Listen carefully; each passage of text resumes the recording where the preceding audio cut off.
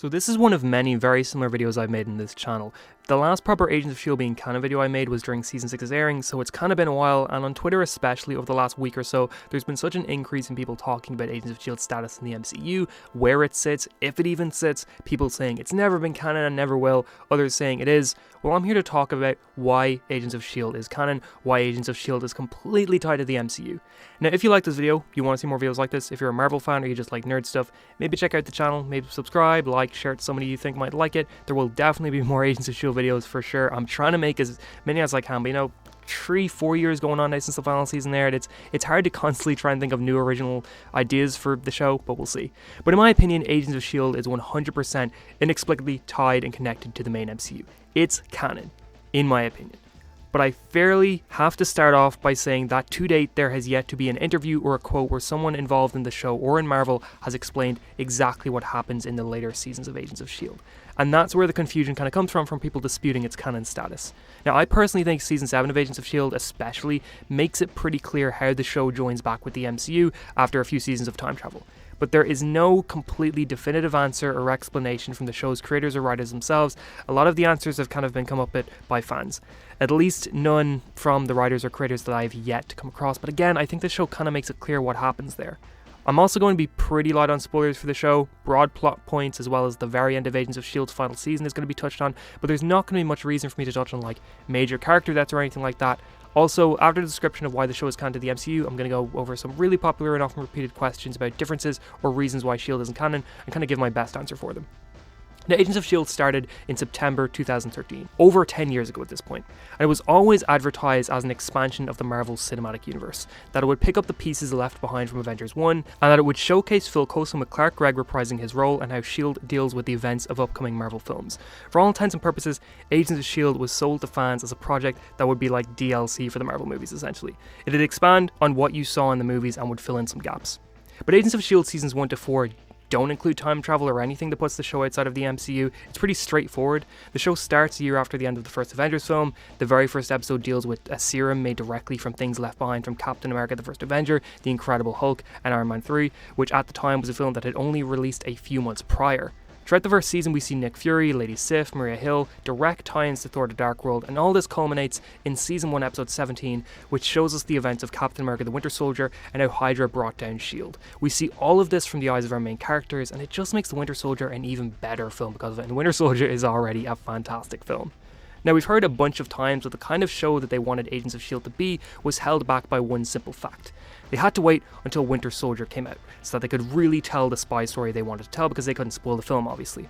Agents of S.H.I.E.L.D. was waiting for the Marvel films to move to a certain point so that their episodes would work through that context, and it worked amazingly. Throughout Season 2, we see the team and crew putting the pieces in place that lead to the events of Avengers: Age of Ultron, and lead to those events happening. Again, the backstory and context from Agents of S.H.I.E.L.D. not only makes Age of Ultron work better as a narrative and a film, but it just makes you realize how integral these characters are to the events of the films at this point. From Season 3 on, it's no secret that the tie-ins become a lot smaller, but honestly, there isn't really a whole lot for them to do with a lot of the films after Avengers: Age of Ultron. Season 3 connects to Civil War a little bit to Ant-Man 1 by having the Sokovia Accords affecting humans on the team, and then we have some of the Fitz stuff at the very beginning of the season deal with addressing Pym and particles and all of that from the end of Ant-Man. We then even get some small Doctor Strange connections in Season 4 through Ghost Rider's abilities, as well as seeing the Darkhold, which is confirmed to be the missing book in Doctor Strange 1. Not only that, but the Darkhold becomes an integral part of the MCU going forward, making major appearances in Marvel's Runaways, WandaVision, and Doctor Strange in the Multiverse of Madness. Now, before you start yelling at me about how the Darkhold in WandaVision and Doctor Strange looks different, I'm going to get to that in a little bit. It's one of those questions I see repeated a lot. In Season 5, things get a little bit more complicated. The introduction of time travel and space, as well as the references to Thanos attacking Earth, without us seeing the snap, all creates what can seem to be a direct conflict with the MCU. In Season 6, despite being a year after the snap happened, we do not hear about it. We do not see it happen to any of our characters, and look, honestly, I remember when it happened, the main conversation topics were that it just didn't happen to anyone from our team, they got lucky, and also that it's a year on, people would move on and just wouldn't talk about it anymore. The out-of-universe reason for this is that after Avengers: Age of Ultron, Joss Whedon left the MCU and his brother Jed Whedon, who worked on Agents of S.H.I.E.L.D., found out less and less about the movies. Before they would find out months in advance what the movies were planning, but by Season 5, because of how serious Disney was about secrecy, they'd have to plan a lot of their plots based around trailers. For Infinity War, they thought that having there be a 1-year gap between Seasons 5 and 6 would mean that they would be able to avoid having to deal with anything. They did not expect the movies to have there be 5 years between Infinity War and Endgame. Now, to be honest, the fans didn't expect that either. Now, personally, I've never subscribed to the theory that the characters got lucky and were never snapped, or that people wouldn't talk about it. Half of everyone disappearing means that while sure, a very small percentage might have lost no one, this would still be something absolutely everyone talks about on a daily basis. It is way too huge that no one just moves on after a year. Endgame also shows us that it's still a very serious thing 5 years on. Now, I genuinely think this is one of the very few things from the show that is a little hard to reconcile with the MCU. Season 5 does clear this up a little bit and showcase why they're still in the MCU, however. Now, my personal theory for Season 6 of Agents of S.H.I.E.L.D. is just that there's a lot happening behind the scenes that we don't see. That the characters are constantly talking about this and addressing this off screen, and that for characters like maybe Daisy and Gemma, it's not as important to them because they're still dealing with Coulson's death. Gemma's chasing after Fitz so much. Like, they have their own situations that they're dealing with that are much more important than dealing with the whole Snap thing. Whereas everybody else is dealing with it pretty heavily just off screen. Anyway, here's how Agents of S.H.I.E.L.D. goes from Season 5 to Season 7 and how this works with the MCU. So based off of Endgame time travel rules, the main characters of Agents of S.H.I.E.L.D. end up in something of a side timeline or alternate reality during Season 5. End of it, they're back. They also travel through the monolith, which probably works a little different and protects them a little bit more in terms of time travel stuff. Now, Season 7 of S.H.I.E.L.D. is completely about visiting different time periods, and throughout that we see things change so that they don't even match up with the canon for the early seasons of Agents of S.H.I.E.L.D., thus creating a need for the crew to get out of that timeline and change it as best they can, or try and get back to their original timeline. So the season final has Fitz show up, and he says that he's going to bring the team back to their original timeline. He doesn't specify exactly what that means, but using the quantum realm that has an identical look and rule set to Endgame and the Ant-Man films, we see him return the characters to their original timeline. That original timeline is the MCU timeline, so that the final scenes of the show take place, you know, the 1 year on scenes, that everything there, that is in the main MCU timeline, same as the films, set in 2020 of that timeline. There was a cut line from the final that would have had Fitz address Thanos and Snap properly, so that kind of clears that up a little bit as well. The final ends with Coulson flying towards the Triskelion, which through a deleted scene from Spider-Man Homecoming, we know was mostly still standing and being cleared out. It's also possible that maybe the Snap thing still happens, but due to maybe some Season 5 monolith time travel shenanigans, maybe they get protected a little bit from it, since it's like Thanos snaps, the snap works for people from this universe or from this reality or whatever, and they get kind of protected from it a little bit since they've been jumping through realities and time travel stuff. You know what? That's a theory I just made up right here now. I'm going to use that. That's why that none of our team got snapped, and that's also, that addresses that. There you go. It's a quick theory that came out of nowhere. Somebody's going to disprove that in like 5 seconds. There's absolutely something I'm not thinking of that refutes that, but that's what I'm thinking. That's okay. Anyway, moving on. So question time. Doctor Strange says in Avengers Infinity War that there's only one reality where Thanos doesn't win. He doesn't seem to win in the Season 5 alternate reality. Why is that? Well, What If and Doctor Strange 2 showed a bunch of times that he didn't win in other realities, so I don't know why Doctor Strange said there was only one reality where he didn't win it, because like even in Doctor Strange Multiverse of Madness, we see that whole other Illuminati timeline where they killed Thanos pretty easily or whatever. Now, we've seen other timelines where it doesn't work like that. Why does the Darkhold look different? Well, it's the same look in Runaways, and Runaways connects to Cloak and Dagger, which connects to Luke Cage, which connects to Daredevil, which Daredevil's coming out again next year. But a more real answer is the Darkhold in WandaVision and Doctor Strange is only a copy. They talk about it in Doctor Strange 2, how this is only a copy of the actual Darkhold. It's also showcased in Agents of S.H.I.E.L.D. that the Darkhold has an ability to change its look depending on who it's dealing with at the time. So there are enough reasons there why it's pretty easy to kind of go, okay, this is the same Darkhold. Agents of S.H.I.E.L.D. isn't mentioned in the recent Marvel Cinematic Timeline book. Why is this? Doesn't that timeline book talk about every single thing that happens in the MCU?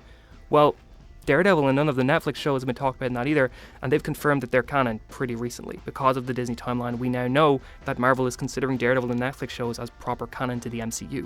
And they weren't in that Marvel Cinematic Timeline book, and that timeline book came out in October, and it was like right after that where they confirmed that the shows were canon. So, as cool as that timeline book is, I have it myself, I don't think it should be looked at as the end and be all of the entire timeline. Why does Mack have a helicarrier at the end of Season 7 with a fully rebuilt shield while Fury is on his own in Secret Invasion? Well, one, Fury doesn't trust anybody. That was kind of his whole thing in Secret Invasion, that he didn't get along with anybody anymore, even the few people he thought he couldn't trust. And two, this is just a current problem with the current MCU. They have so many projects that barely anything is able to connect in time anymore because production timelines are so different that by the time one project comes out, it's already been years since the last project that they are talking about came out.